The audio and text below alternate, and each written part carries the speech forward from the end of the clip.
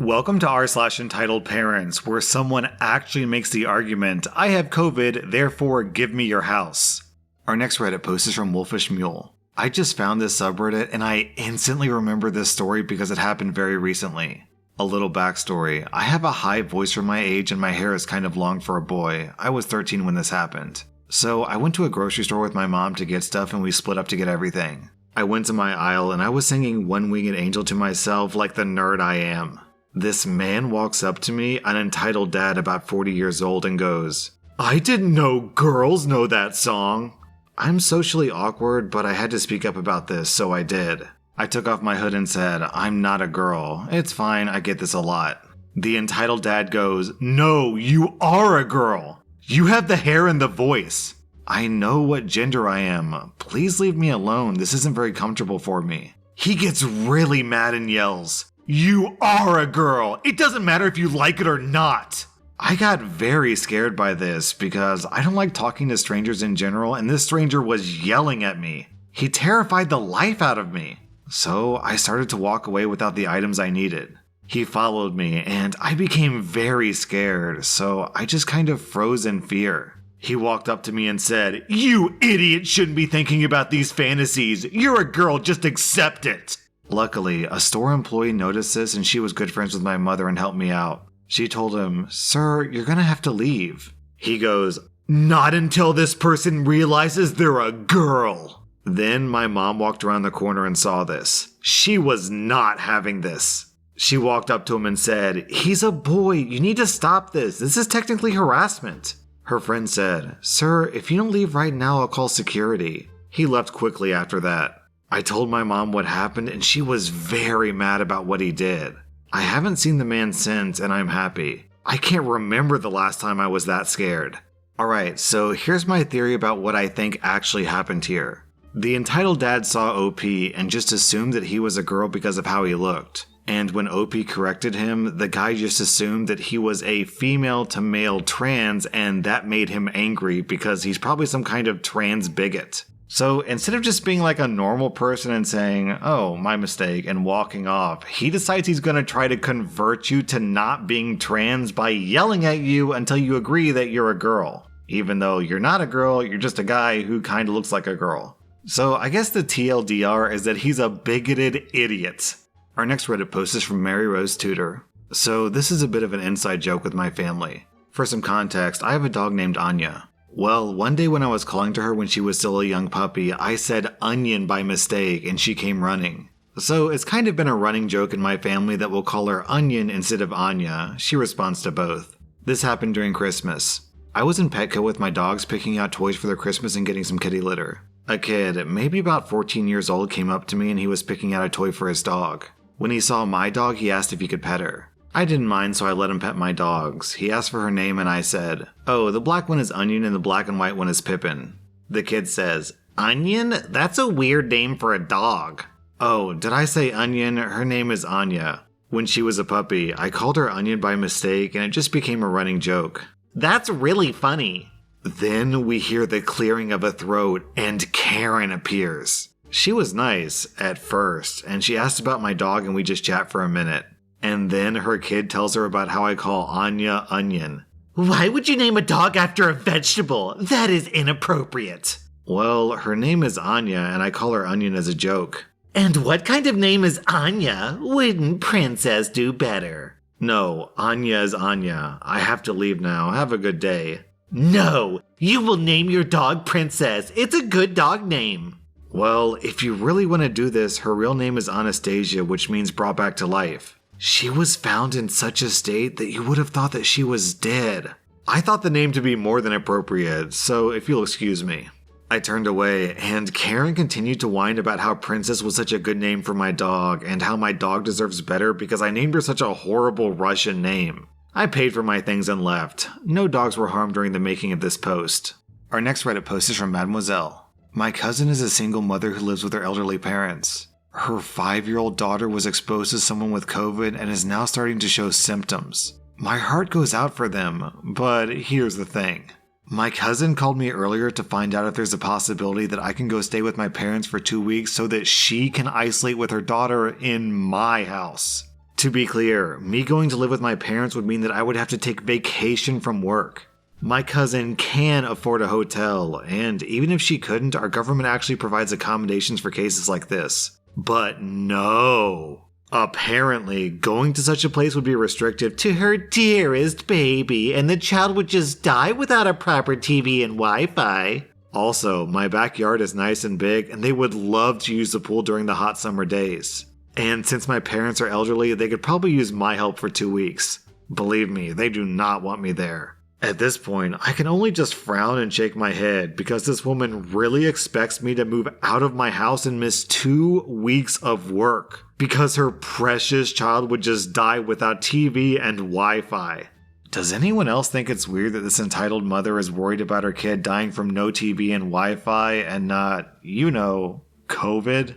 Our next Reddit post is from Little Miss Bunny Woman. I'm a 29-year-old Vietnamese-born Canadian woman with an entitled father. I posted about a week and a half ago because my father, who I hadn't spoken to in several years, demanded a loan of over $150,000. I said hell no, so he decided to sue me for $85K. Well, we had court today, and I had to phone in because of the quarantine. The judge basically threw it out immediately after looking at his evidence and mine. But yeah, my father was almost laughed out of court. The judge spoke to me directly and advised me to get a restraining order and talk to me about my younger sister living with me. The judge asked if I was getting any support from my mother and father to help pay for my sister, and I said of course. My mother sends $1,000 a month for my sister, and my father sends nothing. So I was advised to seek the counsel of a family lawyer because my father should be paying me support payments until my sister finishes university. I just called one a few minutes ago, and, well, it seems like my father will soon be forced to pay me money for my sister to live with me. I guess karma can really be a bitch. And then OP posted an update. I just had a Skype conference with a family lawyer my friend recommended, and my friend said this man could talk Santa out of a box of cookies. According to my lawyer, he's going to find out my father's total earnings for the last 5 years, and depending on how much he makes, I can expect between $500 to $1,500 a month backdated for every month that my sister lives with me to the better part of a year. Also, the payments will continue until my sister finishes university or until she turns 24, whichever is sooner. She's 18. I told my lawyer that I don't want the money to be paid directly to me, I want it to be paid directly to my sister. This gave my lawyer the biggest evil grin. He said that makes it so much easier because I'm not trying to profit off of it, I just want my sister's life to be easier. I won't even charge her rent. And most likely, if my mother wants to get in on it too, we're looking at a total of 5 years of back payments from my dad. Today has been a good day. Man, this story is the definition of play stupid games, win stupid prizes. He tried to sue OP for $85,000 on the grounds of what? Because they happen to be related and he really wants the money, therefore he just deserves it, I guess? Well, whatever. OP, I hope your younger sister buys you dinner because she's about to get paid. Our next Reddit post is from Latina Cinderella. For the last couple of months, I've been working as an intern in the HR department of a middle-sized company, and while it's mostly been an uneventful job, there have been some really peculiar moments. Most people up north may be suffering from a white Christmas, but down here in the equator, we are melting from the heat. And in a highly humid town like the one I live in, it feels like the Amazon rainforest. Well, maybe that's because we are actually on the border of the Amazon rainforest. This would make you think that any building would have their air conditioning units working full-time at full power, right? Well, not if Mr. Jeremy Johnson, our protagonist, could prevent it. Every day, Jeremy is the first guy to get in the building. He enters the office he shares with 5 other guys, and he sets the thermostat to a not-so-refreshing 25 degrees Celsius, or 77 degrees Fahrenheit. The thermostat is right next to his desk, so he basically has full control over it. When any of his coworkers complained about it being really hot, he would set it to 20 degrees Celsius or 68 Fahrenheit for about 10 minutes, and then return it back up to its sweltering levels. If anyone changed the temperature themselves, he would set it back once they returned to their desks. As childish as this may sound, this game lasted for about a month until an HR rep, that would be me, had to intervene because this was getting out of hand. Formal complaints were made, and the screaming matches were getting worse and worse, with people from other departments commenting on the issue too. So as part of the normal first step, I interview the 5 guys and they describe the problem I just told you about. Cut to the funny part, my interview with Jeremy. I'll try to recreate it as best I can, although I may be a little biased. Hello, Mr. Jeremy. I'm OP from HR. How are you? Fine. So, let's cut to the chase. About the thermostat. What about it? I described the complaints against him. Having said this, we need to find a solution. A solution for what? The only problem here is that those little kids can't handle a little bit of heat. A detail I forgot to include is that while Jeremy is in his early 40s, his coworkers are between 24 and 30. Yeah, but that's the reason we have the air conditioning, sir, so that workers can be as comfortable as they can. It's expensive!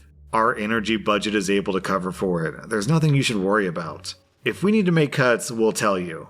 Well, I can't handle the cold. It triggers my allergies. Maybe we can arrange a seat change so you're not too close to the air vent, and I don't know, maybe you can bring a thin sweater so you don't get too cold. I don't like sweaters! I'm fine the way I have the thermostat. Why should I change it?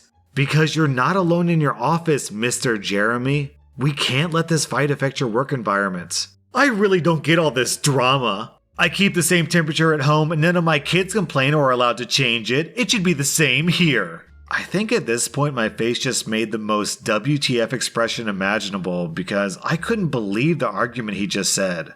Sorry, mister, this is not your house. This is your workplace, and those are not your children, but your adult co-workers. Then they should act like it!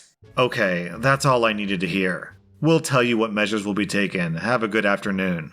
So, after that weird conversation, I talked to my supervisor, and in the end, it was decided that Mr. Jeremy had 2 options. 1, change places in the office and leave the thermostat in the hands of the other guys, meaning he would have to deal with a cold. 2, he could move to our backup office, which is basically an adapted supply closet normally used for extranumerary personnel we sometimes hired. It was occasionally used for file storage, and it only had 1 small fan for ventilation, and no windows. Surprisingly enough, Mr. Jeremy chose the first option. And while he's constantly complaining about his cold feet, at least they're not fighting each other anymore. In addition to this guy being completely entitled, he's also oblivious. He says that his kids don't complain about the thermostat at home, but based on the conversation that I just read, I would guess they're too afraid to speak up. And yeah, I wouldn't blame them. Our next Reddit post is from Crycakes. So I used to work as a security officer, and I was really good at my job. This was especially hard since I'm a woman, and so it's a struggle to be taken seriously in a job that's considered to be a man's job.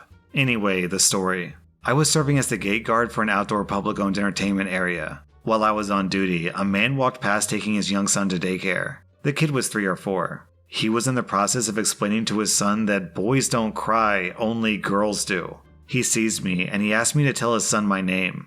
Instead, I tell the son something like, boys can cry too, only really strong men and boys cry. It's weak men that think only little girls can cry. If you cry, it's because you're a strong boy.